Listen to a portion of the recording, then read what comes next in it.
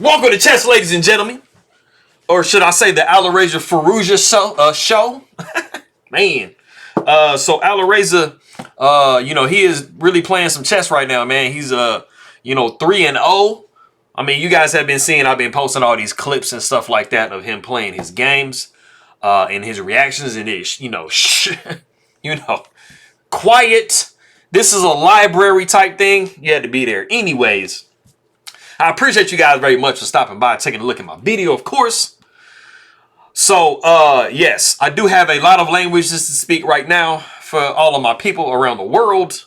So let me get started. So as always, my people in the Philippines, I will say, mabuhay to you. Magandang umaga. Hello, you lit. Magandang hapon.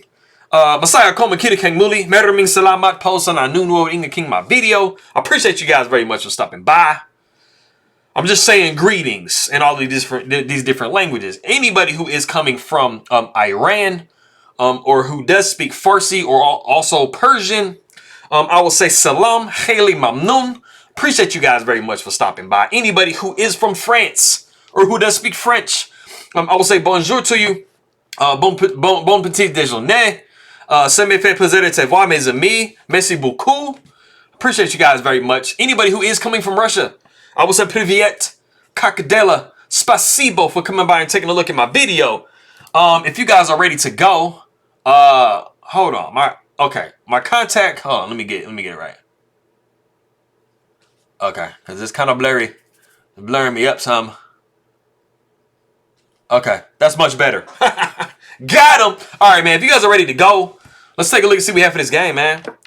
So we got e4, e5, knight to f3, knight to c6, bishop to b5, a6, the most explosive move in the world of chess. Nah, I'm playing. This is the Ruy Lopez, and this is the Morphy defense.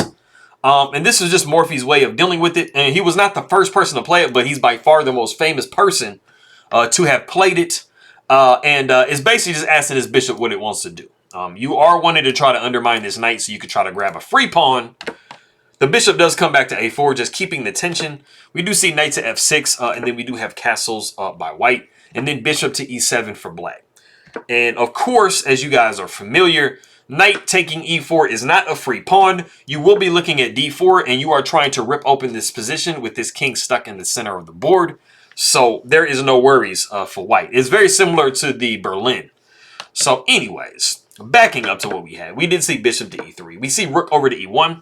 Now basically black is not making, black is blocking their king with their bishop. So this is the time that you do need to play like d3, maybe queen to e2, rook to e1 type stuff, so that you can now defend the pawn because it is a hanging pawn at the moment. We do have b5, bishop comes back to b3. We do see d6, just reinforcing the e5 pawn. We got c3. We got some luft for our bishop. Castles by black. We got h3. We don't really want any bishop to g4 or knight to g4s coming in. At some point, probably push this pawn and, develop this bishop. So we want everything to be nice and smooth. We do have rook to e8. We got d4. Bishop comes to b7. So, I mean, both sides are pretty much done what they needed to do. White is maybe a touch behind, but I mean, they still have a very promising position here. So knight b comes to d2. Bishop goes back to f8. We're clearing, the support for that rook on e8. We do see a3. Never hurts. I mean, b4 can be kind of annoying sometimes. We do see h6. So, we're just creating like space for our pieces, some lift for our kings. Just doing some preventive prophylaxic chess. For those of you who are not familiar with prophylaxis, it's basically, making moves to prevent your opponent from making desirable type moves. So it'd be like the h3, a3s, a6, h6s. Not only is it creating lift, but it is giving, making your opponent, just take away squares from your opponent. And it's mostly kind of geared towards knights, just to kind of keep knights out of your side of the board. Because they are short range pieces, so they do like to kind of land in nice little nook and crannies. We call them outposts. Anyways, bishop comes back to c2. We see knight back to b8. We got b3, knight b to d7. We got bishop to b2. So, I mean, you know, this bishop doesn't actually look that great for the moment. White doesn't have like a crazy better position than black does, you know, but everything is, I mean, going fairly well for both players. I mean, they're doing all right. So the rook does come to b8, and then we see the novelty of the game, which is rook to b1. And it is anticipating maybe at some point you can get some type of pawn push in, and this rook does become a little bit more active. You know, there really isn't a lot other better places to put it. I mean, you can just keep it on A1. You can move it to C1. They're all going to kind of be roughly about the same. You do have this really interesting pawn formation in front of all those squares. So you don't really have any half open or open files yet. We do have G6. You know, we definitely have this bishop protecting this pawn. The king is probably going to step over to H7. That's generally what you see in these positions when you have G6 and H6, or yeah, you have G6 and H6 played. We do see bishop to D3, and this is a really nice move because, you know, you're thinking, you know, my bishop, you know, is kind of okay on C2, but you just kind of give it a little bit more scope when you move it up just a little bit. So when you get to a certain point in the middle game, once you've developed your pieces and done what you needed to do for your opening, you know, you are trying to look for, you know, any way that you can try to improve your pieces and just start to push yourself forward. So we do see C6. We got queen over to C2. And what I wanted to say, okay, so let's say we back up real quick. You know, there was a possibility that you could play queen to E2, but something that I want to mention going into what we actually saw in the game is the queen going to C2. One of the things that you do want to try to do is don't lead with your queen. You know, when you are, you know, trying to take over a file or trying to, you know, improve your position and stuff like that, it's usually more beneficial to put your queen behind pieces. You know, just to kind of back them up and give them more power. So you see that the queen came behind the bishop. So now they have a little battery going. And, you know, you kind of want maybe to do a rook lift and then swing your queen behind and just give your piece an extra oomph behind. You know, you want to be very careful about leading positions with your queen and stuff like that. So that's just, you know, kind of showing you a little difference in the way that Firouzja is playing here. We do see knight over to H5, which just sitting there forever is a bad move, but we are looking at this really juicy F4 square. You know, we can try to start ripping the position open and swinging some queens over, and it can get kind of nasty. So the bishop does come back to F1, just reinforcing this structure here. We do see knight back to G7, so we see a fianchetto of the we see a fianchetto of the knight, which is, you know, not the most normal thing you see.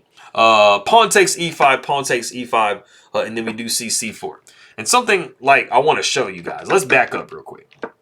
After the knight fianchettoed on G7, if you are Firouzja, you are sitting here thinking, okay, you know what? What is my worst piece in this position? Like, this piece isn't bad. This piece isn't too bad. You know, these knights are actually pretty legitimately placed. This bishop, you know, is doing a job. But what's not really maximized, right? This bishop right here. So when you see pawn takes E5, and then you see the move C4, not only are you now opening the bishop on this beautiful diagonal, but you are making it to where, let's say that black just says, I don't really like myself and I want to lose, and they play this move. You got this knight taken back, and I mean, look at this position for white.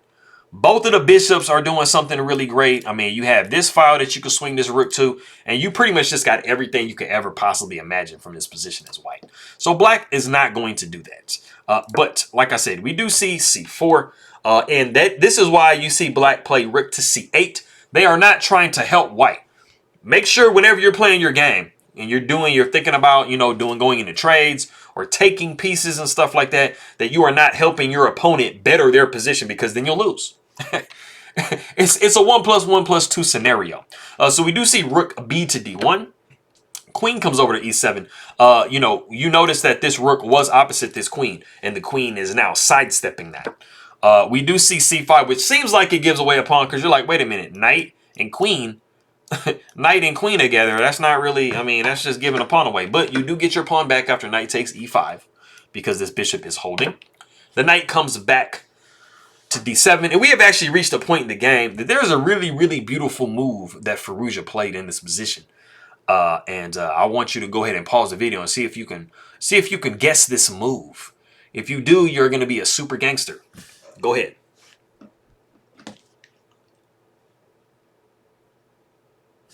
All right, cool. So it looks like it's a non-move. It looks like, why am I putting this piece here? Something I mentioned before was putting the knight on c4. And it doesn't really seem like you could put a knight on c4 because you're like, man, wait a minute. Like, you could just take, right? Well, the thing about the situation is this bishop is still holding this knight. And this rook is about to splash right into this square. And it is going to be following up with taking this bishop. Unless you want to sacrifice your queen. Yeah, no. So this piece is literally untouchable. So if you did guess the move, knight c to d4, then you would be absolutely correct. This is a beautiful move by Firouzja, just taking advantage of the fact that this knight on d7 is under defended. And this pawn is literally untouchable. It's like MC Hammer. You can't touch this. Dun-na-na-na. Anyways, let's roll on. Okay, so we have knight taking e5. Knight taking e5. You see rook sliding over e to d8. Queen comes up to c3. Because why not just have a battery of checkmate going on? You never know. Maybe black will just move the knight. And you can just, you know, do something like this. And then threaten checkmate on h8. Maybe black will do that. But they're not going to do that. They wouldn't be playing in this tournament if they did stuff like that. So we see h5. Rook takes d8. Queen takes d8. We see the rook lift up to e3. So everything is going really good for white right now. I mean, white definitely has a really solid position. You know, they got this little checkmate threat set up. You know, they're looking at maybe swinging a rook over here. You know, the knight can't cover. So, I mean, you know, black is definitely in the defensive position. So we do see rook over to d3. Like I said, queen goes back down to e7. We do see queen down to d2. And this was the thing I was telling you about earlier. You notice how Firouzja is moving his rook and his queen to get into this type of a situation. You always want to try to lead with a less valuable piece than your queen. You don't want to put like two rooks and then a queen in the front because, you know, you're just going to be sacrificing your queen. So, you know, Firouzja has been very delicate with how he's moving his queen. And he does have this ideal setup. And, you know, of course, if you had a rook back here, that would be the Eliakin's gun. Some of you guys, I don't know if you guys know about all of that, man. But anyway, the bishop comes back to c8 because, you know, the penetration square is d7. Strong. We do see f4. We got c5. The rook swings over to f3. We see knight to e6. We see a4. Knight down to d4. Bishop takes d4. Pawn takes d4. Pawn takes b5. Pawn takes b5. Bishop takes b5. Queen down to c4. Queen takes on, or b4. Queen takes on b4. Bishop takes on b4. And then we have the very, very, very, very accurate bishop to c4. And we are hitting this tender spot that I always talk about. And f5 might be coming. You never know, man. It might be an option. So the king does step to g7, sidestep and all that. We see the rook down to f2. Rook goes over to a7. It is the most logical place for the rook to go because this is a completely open fight. The knight comes back to c6, forking. But black says, hey, man, let's threaten a trade.